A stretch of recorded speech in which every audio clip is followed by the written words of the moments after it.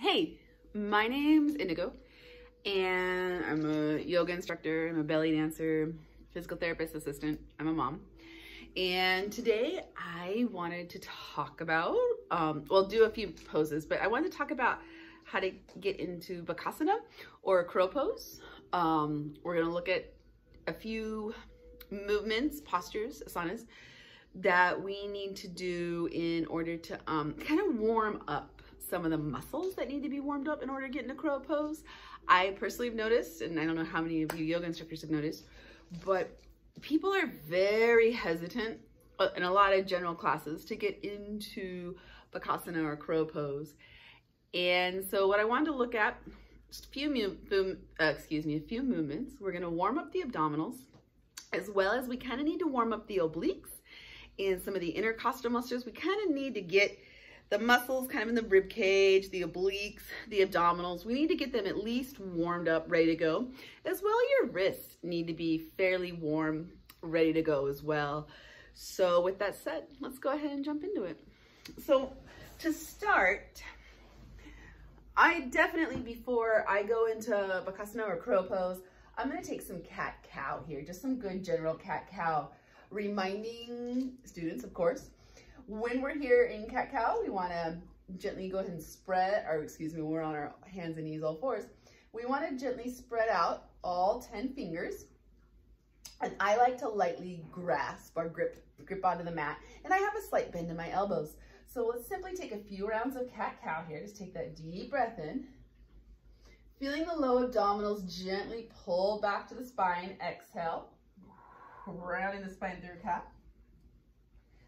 Of course, continuing at your own tempo and pace. Nice deep breath in, low abdominals engaged.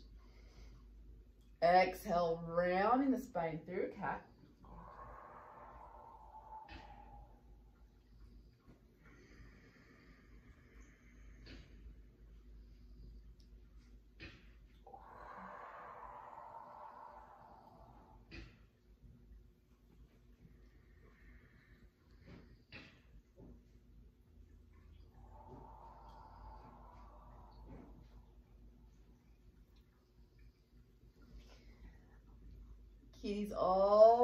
Kitties and pets make everything better.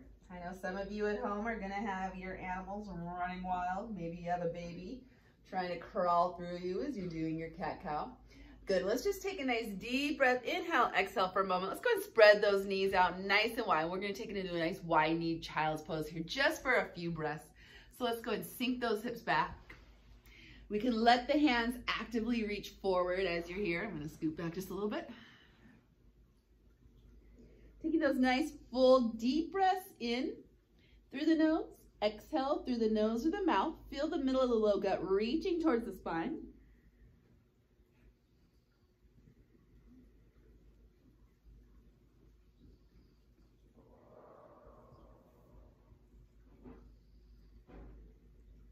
Good, and on that next inhale, nice and slow, with control, let's engage all 10 fingers onto the mat as we slowly rise back up onto the hands and knees. We're gonna take it in opposite arm, opposite leg. There's a little bit of balance that goes along with this, as well as there's some really good low abdominal control we have to work on. So we'll take opposite arm, opposite leg, extend. While we're extending that leg, I want you to think middle of the low gut, reaching towards the spine. I want you to think the back nice and flat. So feel those low abdominals, the low abdominal muscles engage. And we also wanna go ahead and gently squeeze the glute. So deep breath in.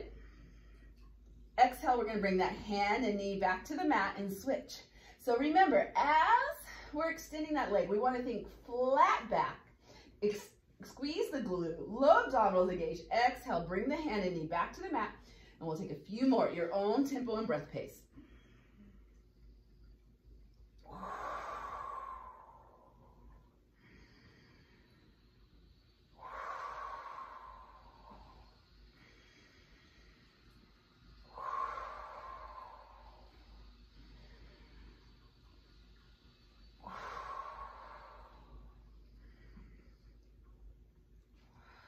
Good, and one more great big deep breath in. Actually, just take a couple more. One more each side.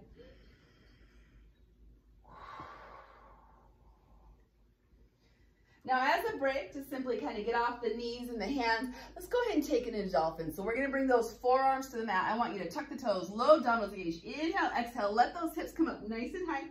Dolphin is a variation, modification of downward dog. So feel free to walk those feet out right and left as it feels good. There's at least a tiny bit of space between the top of your head and the mat.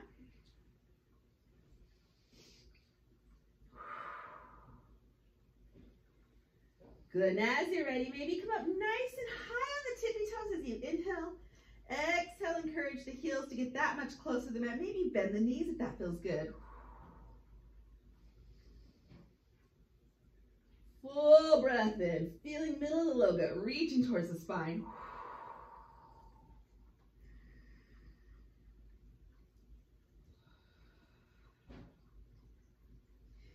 And inhale, exhale. Let's go and slowly lower back on. We're going to go ahead and take one more fun one. There's a few variations that could be done. You can do a variation of this from downward dog if you prefer, or you could do this from the hands and knees like we're going to go ahead and do today. But we're going to take, let's start with the right leg. Nice. Okay, so hands back to the mat. Slight bend in the elbows. Feeling the middle of the low gut, reaching towards the spine. We're going to take that right leg back. Deep breath in. Inhale, lengthen long. Exhale, round the spine, thinking nose and knee. And let's switch legs today. Inhale, deep breath in, maybe squeeze that glute. Spine is flat. Exhale, round the spine, thinking nose and knee. Continue here at your own tempo and pace. So what we're doing here is we're getting those obliques warmed up. We're getting the abdominals warmed up. Getting those intercostal muscles warmed up, which is going to help us in just a few moments when we take it into Bakasana or crow pose.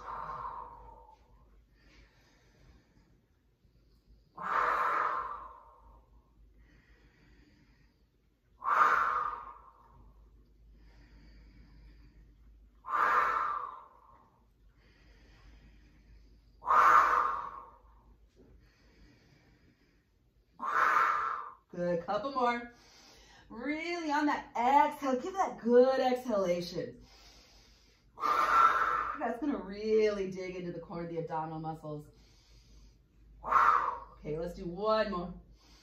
1, 2 more. Same number each side. And now let's go ahead and get ready. We're gonna take it into crow. I've been doing crow Bakasana since I was like 8 years old. It's something that I learned a long, long time ago as a child. So in order for me to get into Bakasana or crow pose, I really come down here. I hug myself up. And in fact, before we go into crow pose, let's take one more. I like to also, how I kind of sequence getting into crow, I will actually come here into this real low yoga squat. Hopefully you can see me. So, and for a low yoga squat, your heels can be on the floor like mine, or excuse me, heels can be lifted from the floor like mine are. They can be on the floor. Your feet can be parallel if that feels better to you, or mine feel better turned out.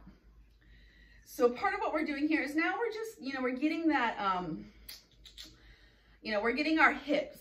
We're just really digging into the hip sockets here.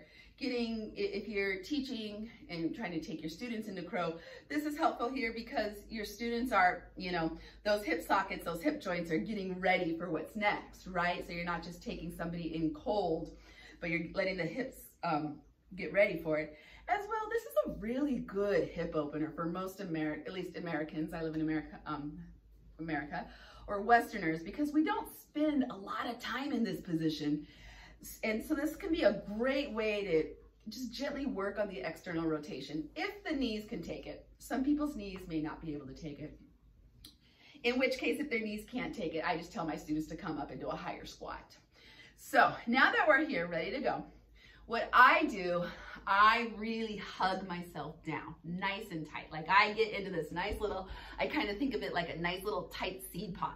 I'm way down here, right? Because your students are going to need this, or you're going to need this to get into crow pose. We've warmed up our hands and wrists, right? So we know all 10 fingers are spread out. The fingers are gently grasping or gently gripping onto the mat. And there's a nice deep bend in the elbow. I cannot say Your elbows need to be bent. If you can see, I got a good bend in my elbows here. And the elbow and the triceps, or the back of the upper arm, is gonna be like a shelving unit. And that shelving unit is gonna be for the back of the leg. So the space where the back of your thigh meets the back of your calf is gonna hug onto your bent elbow and your tricep muscles. So we come on forward. Let's go ahead, come on up onto your tippy toes. And I know this is a hard one to get people to go into in class. I remind people often, if you fall, you're falling all of 6-8 inches. No big deal. As kids, we all fell all the time, probably farther than 6-8 inches. We got right back up and kept running, right? So I try to remind my students to come back into that. So here we go. Elbows bent, back of the shin, back of the thigh, hugging onto those bent elbow and triceps. You are kind of looking forward.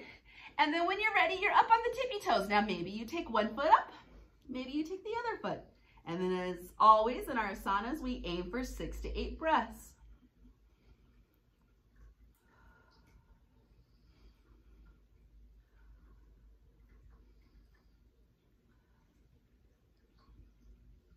Good, deep breath, inhale, exhale. Nice job. And then of course there are other places you can grow with Bakasana or crow pose. If that's your goal and that's what you want to do, there's great other things that can be done. Or if, like me, you're simply happy with taking it into that first basic step of crow and you're good there. But I do encourage you to play with this movement.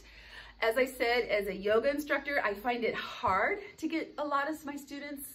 Some people are willing to go, but some people are very hesitant to go into crow or Bakasana. And again, like I said, I'm always telling people, hey, if you fall 6-8 inches to the floor, no big deal, right?